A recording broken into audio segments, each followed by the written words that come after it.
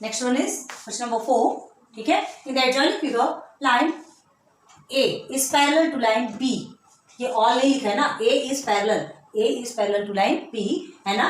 Line l is a transversal, ये line l transversal है। Find the measures of angle x, angle y and angle z. X y z तीनों का measures find करना है using the given information. जो information दिया है उससे आपको क्या फाइंड करना है, ये तीनों एंगल्स के मेजरमेंट फाइंड करना है। बहुत ईजी। देखो पहले सिर्फ यहाँ देखो, यहाँ कुछ करना नहीं। देखो 105 है, ठीक है। क्या देख रहे हो, ये ट्रांसवर्सल है, ये पैरेलल है, तो ये क्या बना रहा है आपका, देखो ये हमारा बन रहा है ना, ये इस तरह का F1 है, दिख रहा है। तो यहाँ देखो ये इसके करस्पॉन्डिंग होगा, तो angle x is corresponding to angle 105, इस एंगल का करस्पॉन्डिंग है, तो ये दोनों इक्वल होगा, तो ये भी तो 105 डिग्री होगा। निकल गया हमारा x 105 हुआ इजी, बहुत इजी है। अब देखो यहाँ ये क्या, ये क्यों हुआ, करस्पॉन्डिंग एंगल्स के कारण हुआ, ठीक है। बिकॉज करस्पॉन्डिंग एंगल्स के जो पेयर होते हैं वो इक्वल होते हैं। अब दूसरा देखो ये 105 आपको x मिला, अब ये जस्ट इसके अपोजिट में क्या है y, तो ये क्या कहलाएगा, जस्ट इसका अपोजिट वाला होगा तो वो भी इक्वल होगा। क्यों इक्वल होगा, क्योंकि वो है वर्टिकली अपोजिट एंगल, है ना। तो ये देखिए 105 के जस्ट अपोजिट में y है, मतलब ये भी आपका 105 है।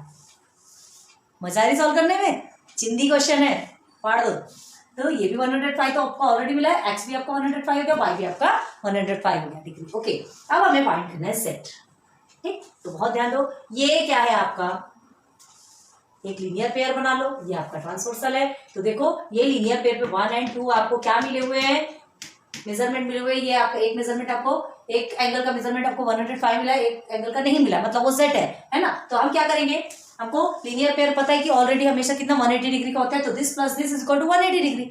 ओके, एक की वैल्यू मालूम है, आप क्या करोगे 105 plus z is equal to 180 degree. 105 को जब ट्रांसफर करोगे इक्वल के उस साइड जाएगा, है ना, तो 180 से क्या हो जाएगा, माइनस हो जाएगा, जो वैल्यू आई वो z की वैल्यू आई।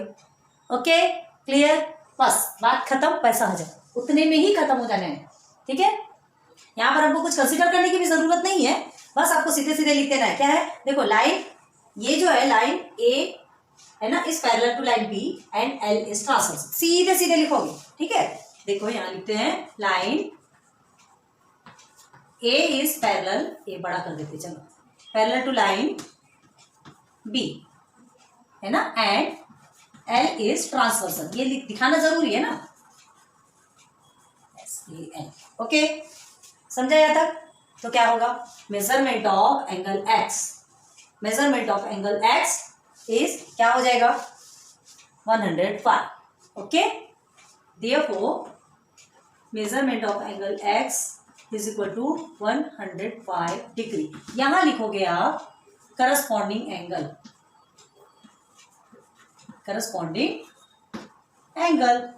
समझ आ रहा है कि नहीं, आपने दो मेजरमेंट क्यों नहीं बताया, देखो ना ये एक मेजरमेंट आपका 105 है, ठीक है, एक 105 है, ये किसके करस्पॉन्डिंग है, ये x के करस्पॉन्डिंग है, दोनों एक साइड देख रहे हैं, तो ये इक्वल इसके है। क्लियर हुआ, किससे, करस्पॉन्डिंग एंगल से। f बना मतलब समझ लो कि वो करस्पॉन्डिंग एंगल ही है। क्लियर, अब आएंगे किसमें, वर्टिकली अपोजिट एंगल के। Angle x is equal to angle y, या angle x is congruent to angle y, ये भी लिख सकते हो, इक्वल भी लिख सकते हो, ठीक है। अब आ जाओ यहाँ पे, now measurement of angle y is congruent to measurement of angle x, ठीक, क्यों, वर्टिकली अपोजिट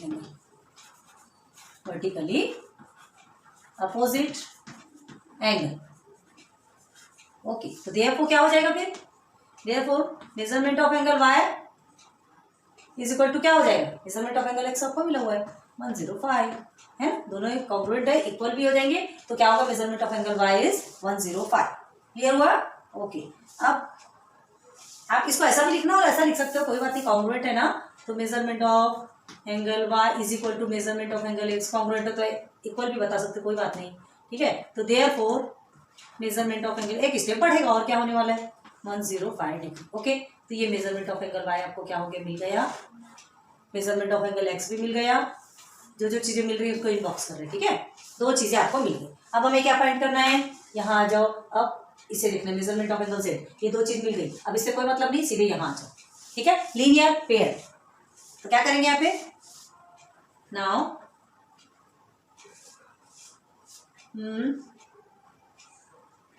एंगल से ना लीनियर पेयर ना, तो यहाँ पे एक क्या है, ये ये ट्रांसवर्सल है आपका एंगल लाइन एल ट्रांसवर्सल है, ठीक है। और ये जो पैरेलल लाइन है ए और बी पे ट्रांसवर्सल ये है, एक ही ट्रांसवर्सल लाइन दिया है, ठीक है, उस पर ही आपको सॉल्व करना है। तो अब हम क्या करेंगे, एंगल से लीनियर पेयर देखेंगे।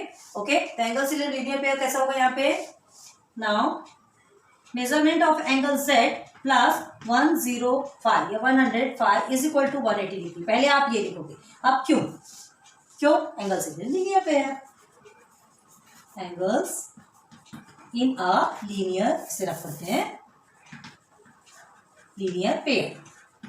Clear, angles in a linear pair, इसीलिए ये दोनों का प्लस करके 180 डिग्री आएगा, है ना। इसी से तो हमको Z की वैल्यू मिलेगी। तो therefore measurement of angle Z is equal to 105, इधर जाएगा तो माइनस में जाएगा, तो 180 minus 105। Okay, therefore measurement of angle Z is equal to 180 में से 105 को माइनस कीजिए, बोला 10 में से 5 ओके, इन ओके देन 7 ओके 75 डिग्री।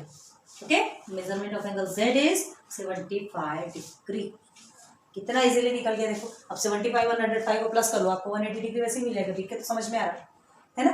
देखो स्टार बना है, स्टार बना, इतना आईएमपी क्वेश्चन बताया, लेकिन कितना इजी है, कुछ है क्या इसमें, कुछ भी नहीं, नथिंग। सिर्फ देखते जाओ, सॉल्व करते जाओ। ये करस्पॉन्डिंग है तो ये दोनों इक्वल होना है, ये वर्टिकल है तो ये दोनों इक्वल होना है, सबसे सेम नंबर ही तो है। बस हमको क्या करना है, यहाँ पे देखना है। तो ये तो लीनियर पेयर ऑलरेडी दिया है, लीनियर पेयर 180 डिग्री के बराबर होता है। बस दोनों को प्लस करो, 180 degree is equal to 180 degree करो, और फिर साइड में ले जाके इसको माइनस कर दो, तो आपको Z की वैल्यू आ गई।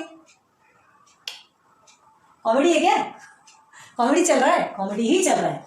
मजा आ रही है ना सॉल्व करने में, अच्छा लगता है। ऐसे हंसते मुस्कुराते सॉल्व करो, ज्यादा अच्छा लगता है। तो ये हमको 3 भी मिल गए। अब आपको सीधे सीधे यहाँ पे आंसर लिखना है। हम यहाँ लिखते हैं आंसर में क्या, आंसर तो आप ऐसे ही लिख सकते हैं। आंसर क्या है, ये measurement of angle X, measurement of angle Y and measurement of angle Z is equal to, measurement of angle X is equal to 2 का तो आपको वैसे ही 105 मिला है ना, 2 का वैसे ही 105 डिग्री मिला है। मेजरमेंट ऑफ एंगल Z मिला आपको 75 डिग्री।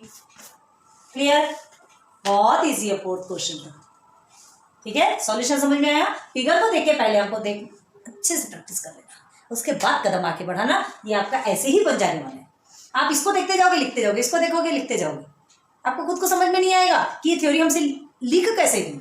ठीक है, इसलिए पहले इसे देखो, फिर आगे इधर कदम बढ़ाओ। ठीक है, नोट डाउन करो।